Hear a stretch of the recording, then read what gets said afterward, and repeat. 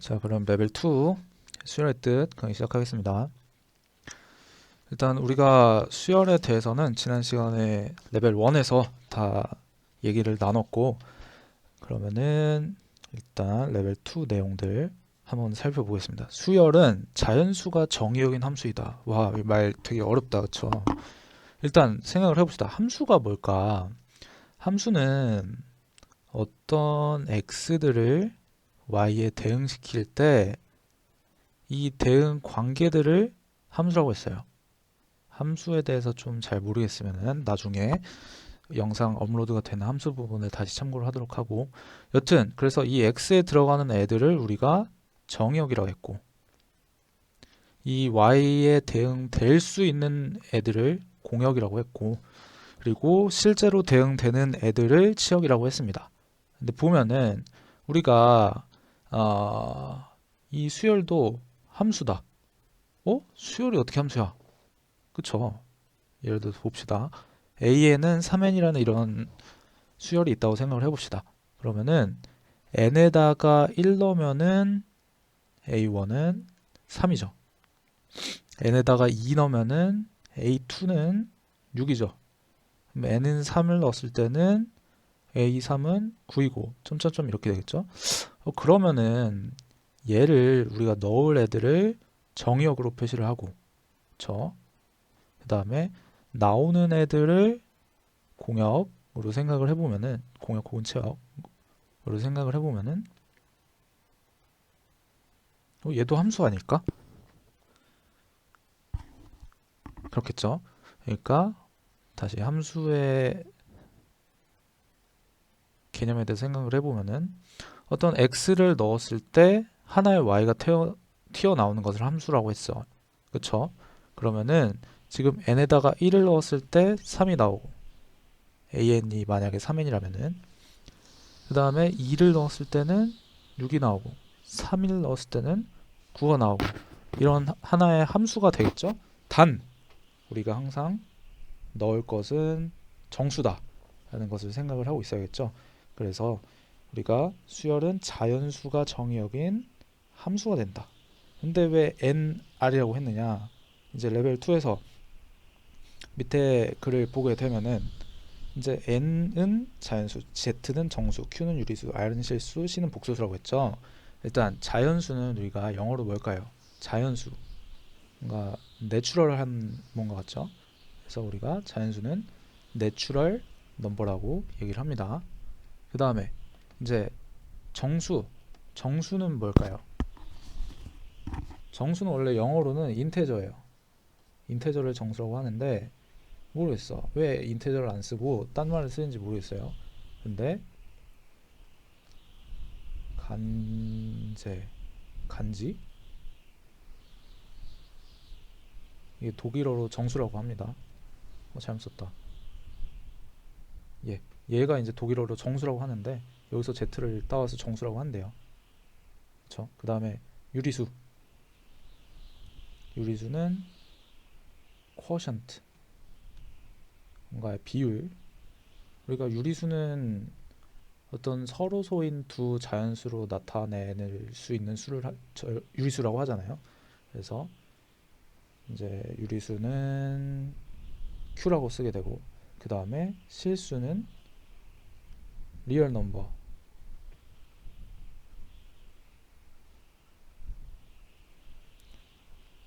여기서 R을 따서 실수라고 하고, 그 다음에 참고로 복소수는 컴플렉스 넘버라고 합니다.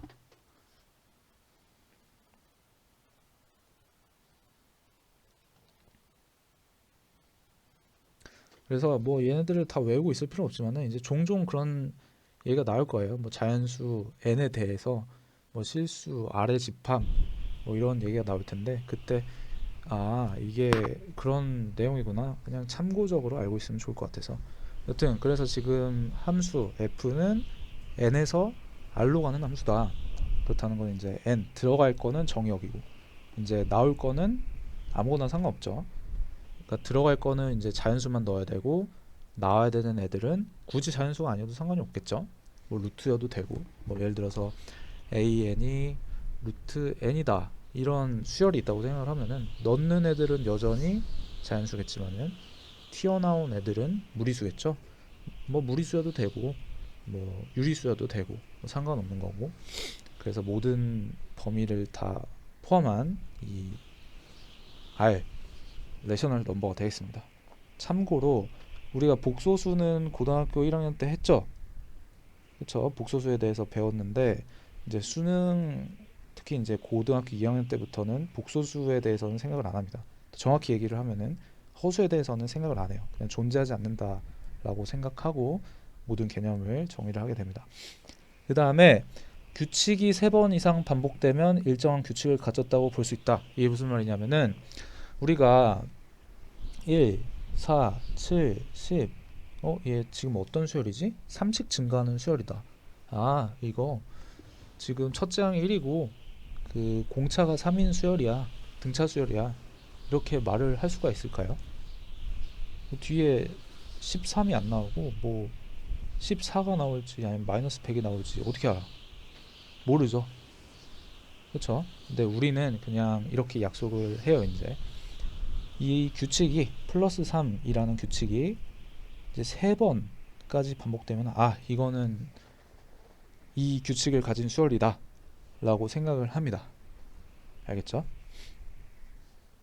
꼭 등차 수열이 아니고 다른 어떤 수열이든 마찬가지예요. 반복되는 게 3번이 보이면은 그거는 이제 그 규칙을 갖고 있는 수열이라고 생각을 하시면 됩니다.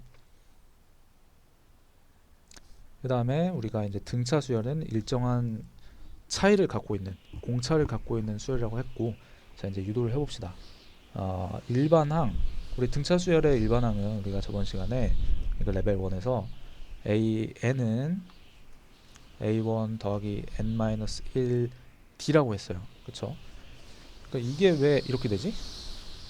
한번 생각을 해봅시다. 일단 어떤 등차 수열이 있다고 했을 때 첫째 항은 당연히 그냥 이렇게 첫째 항 그대로 쓸 수가 있겠죠. 두 번째 항은 첫째 항에다가 d를 더한 거야. 하나 d만큼 증가한 거죠. 그 다음에 세 번째는 이 두 번째 항에 또 d만큼 증가한 거야. A4는 A3에 d만큼 증가한 거야.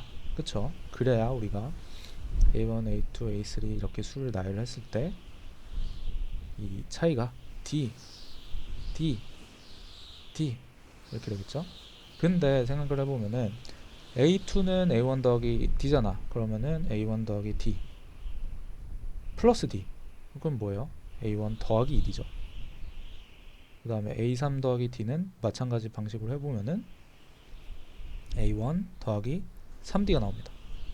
그쵸? A5를 해봤을 때는 A1 더하기 4D 이런 식으로 나올 거고, 그러면은 이제 유추를 해볼 수가 있어요. 얘가 어떤 규칙이 있지? 지금 1이 생략돼 있으니까 1, 2, 3, 4 이런 식으로 이렇게 하나씩 커지는구나. 어떨 때? 지금 n이 2일 때, 3일 때, 4일 때, 5일 때. 뭐 여기도 a1 더하기 0t라고 생각해도 성립을 할 수 있겠죠. 그러니까 우리가 an이라고 나타나게 되면은 a1에다가 더하기 이 n보다 하나 적은 n-1d를 넣는 규칙이 발생할 수가 있겠죠. 이게 지금 일반항 공식의 유도입니다. 다 메모를 하고 알고 있으면 상관없고, 이걸로 나는 진짜 수능이 끝날 때까지 앞으로 한 10년 20년 죽을 때까지 안 까먹을 자신 있다 그러면은 그냥 넘어가시고, 모르면은 자기가 저번에 OT 영상에서 말씀을 드렸던 대로 다 필기를 하세요. 필기를 해서 자기만의 이제 백과사전처럼 하다가 뭐 등차 수열에 대해서 막혔을 때, 어떤 어려운 문제가 나왔을 때 내가 개념은 잘 알고 있는 건가 싶을 때 다시 돌아와서 보면 되겠죠. 그 다음에 등차 중항. 등차 중항이란 어떤 수열, 등차 수열이 있었을 때 이 말 그대로 이 중간에 있는 수를 등차 중항이라고 한다. 뭐 예를 들어서 A, B, C라고 있으면은 등차 중항은 B는 2분의 A 플러스 C라고 표현한다 라고 말씀을 드렸죠. 이게 왜 이렇게 될까요? 간단합니다. 유도를 하면은 이 b-에서 a를 뺀 거, b-a를 뺀 게 공차가 되겠죠? d. 그 다음에 c에서 b를 뺀 것도 역시 d가 되겠죠? 그러면 결국 같겠네. 공차니까. 그러면 이 식을 정리를 해보면은 b가 옆으로 넘어가서 2b는 a 플러스 c. 그래서 b는 2분의 a 플러스 c가 될 거예요. 오케이. 그 다음에 레벨 2. 등차 중앙을 이용할 때는, 그러니까 등차 수열을 이용할 때는 a-d, d, a 플러스 d로 놓는 것도 생각하자. 이게 무슨 말이냐? 우리가 그냥 a, b, c 혹은 a 플러스 d, a 플러스 ed로 놓는 것보다 그냥 a-d, a 플러스 d로 놓는 게 편할 때가 있어요. 왜냐면은 얘네들은 다 더하면은 3a가 되거든. 이런 문제가 종종 나오는데 뒤에서 문제가 나왔을 때 다시 언급을 하도록 하겠습니다. 그 다음에 항의 개수는 an-a1 d 플러스 1 이걸 쓰는 게 편하다. 이게 무슨 말이냐? 우리가 뒤에서 이것도 문제가 나왔을 때 다시 설명을 드리도록 하겠습니다. 자, 이제 센 문제 대표용 문제 풀이로 들어가겠습니다. 177번 첫째 항이 1 플러스 루트 2 제 5항이 13 플러스 9 루트인 등차 수열의 공차는 첫째 항, 두 번째, 세 번째, 네 번째 얘들을 우리가 좀 유식하게 이제 A2, A3, A4 이렇게 쓸게요. 다음 13, 9 루트 2 이때 등차 수열의 공차를 구하라. 일단 우리가 첫 번째 방법은 일반항 공식에 그냥 대입을 하면 되겠죠. 1 플러스 루트 2 얘가 첫째 항일 거고 그 다음에 다섯 번째 항은 A1 얘가 A1이죠. 더하기 n-1d 대입을 하면은 4에다가 t를 곱했다. 얘가 13 플러스 9 루트 2다. 그쵸? 그러면 이제 4d는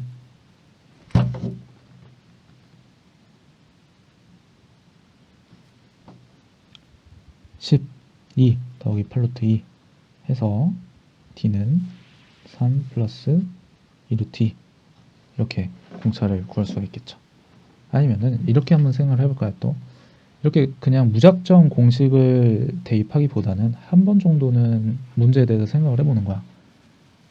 얘가 지금 d만큼 4번이 커졌네요. 그쵸? 그래서 얘가 됐어. 그러면은 딱 봤을 때 이 두 번째에서 첫 번째를 빼.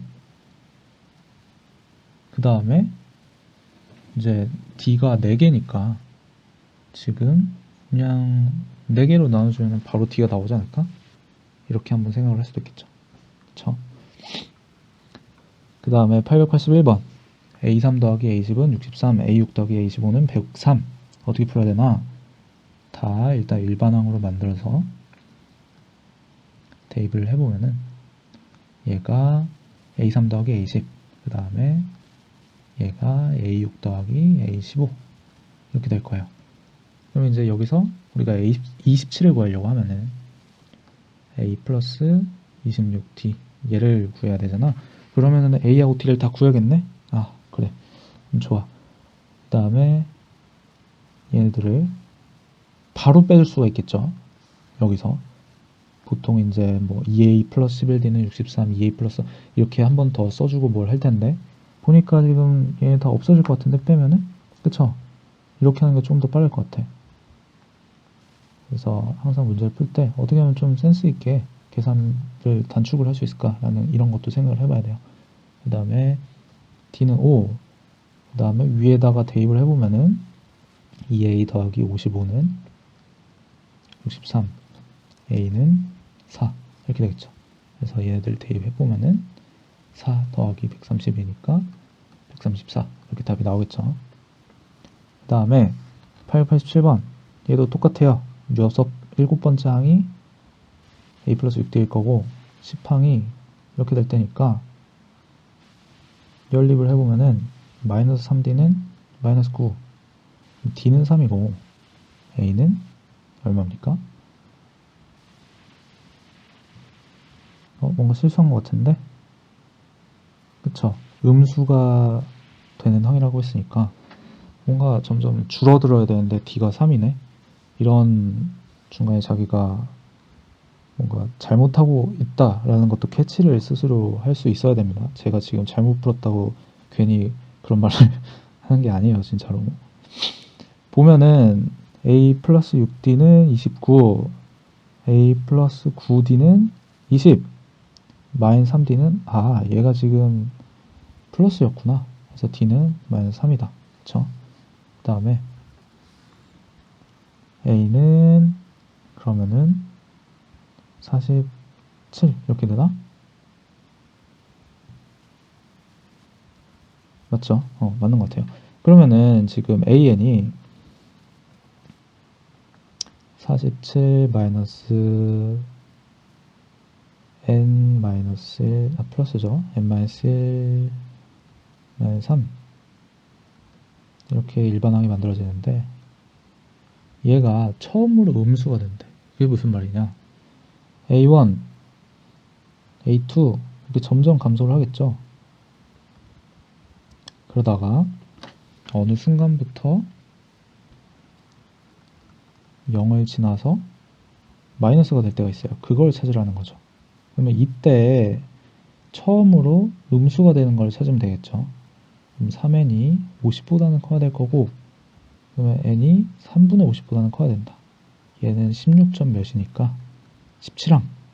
즉 n은 17에서 an에 대입해보면은 마이너스 1이겠죠. 처음 마이너스 1항이 됩니다.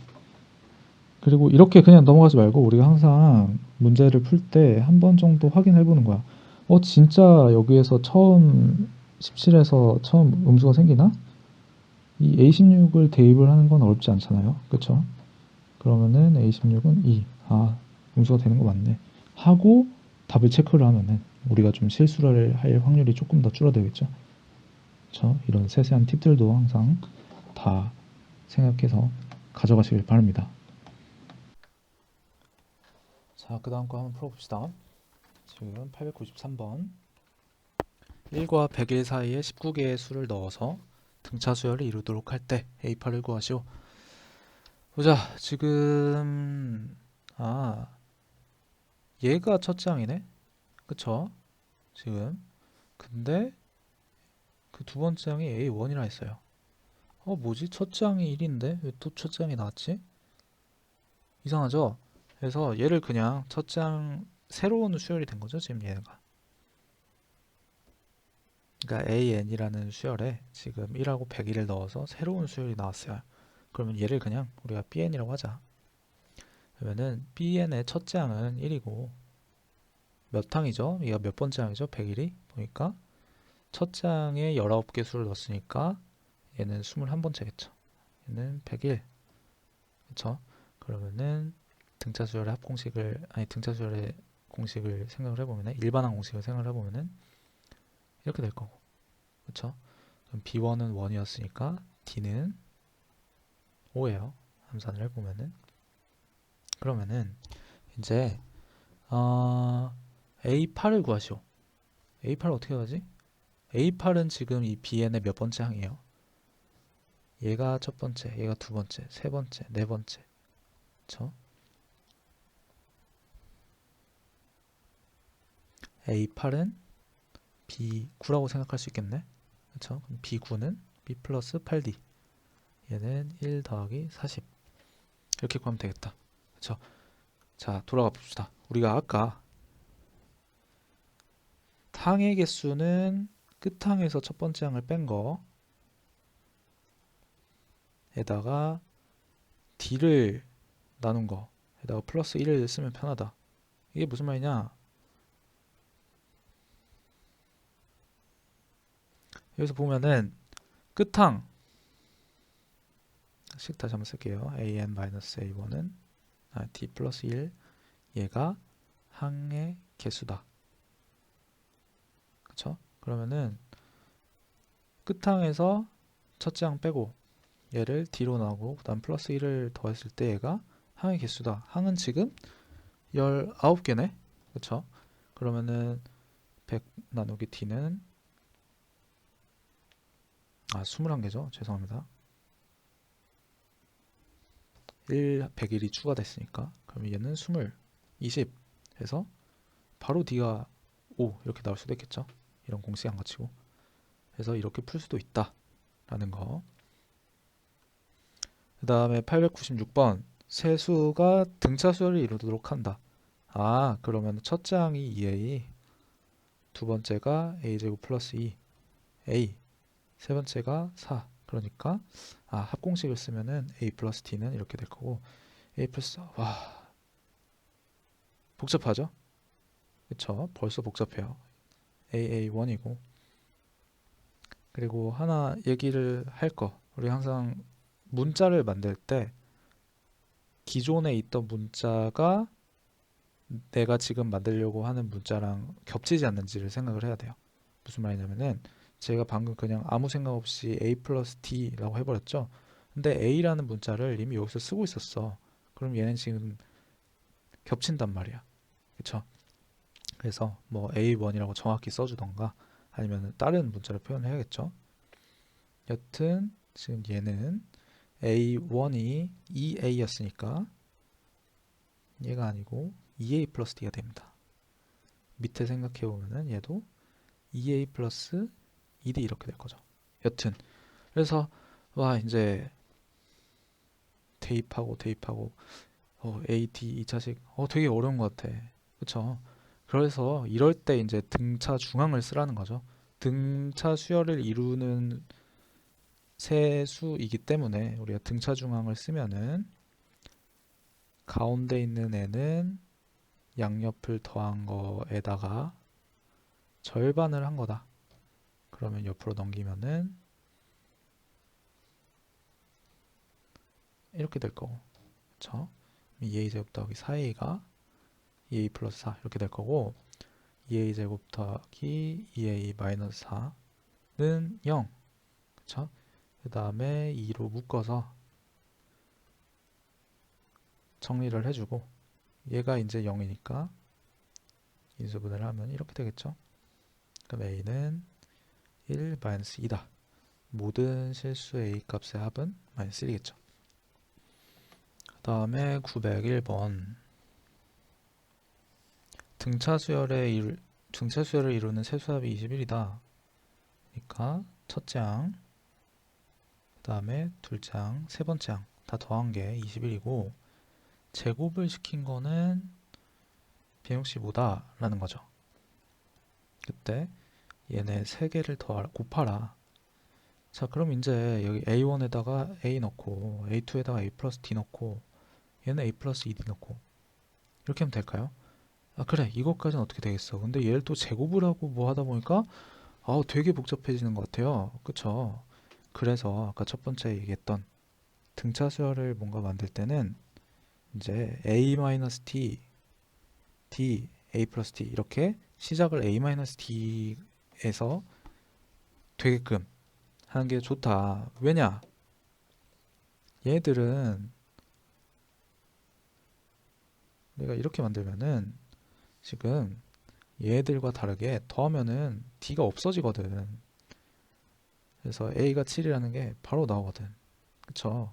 그러면 그 밑에 거는 그냥 위에 거를 제곱을 한 거니까 a를 포함을 시킬게요. 그러면 제곱 이렇게 될 거고, 이제 얘를 계산을 해보면은 49 가운데 거 49 그리고 오른쪽에 d제곱 더하기 14d 더하기 49 이렇게 되겠죠? 이거는 14d 마이너스 14d 없어지고 2d제곱 더하기 49 곱하기 3을 하면은 여기서 팁, 49 곱하기 3 위로 올라갔어요. 49 곱하기 3 하면은 이렇게 해야 되나? 근데 이제 우리가 좀 어느 정도 계산도 숙달이 되면은 이런 걸 생각할 수가 있어. 50 마이너스 7 곱하기 3이라고 생각할 수가 있잖아요. 150에서 3 빼면 되네? 이거 147이지. 이렇게 풀 수가 있겠죠. 는 165.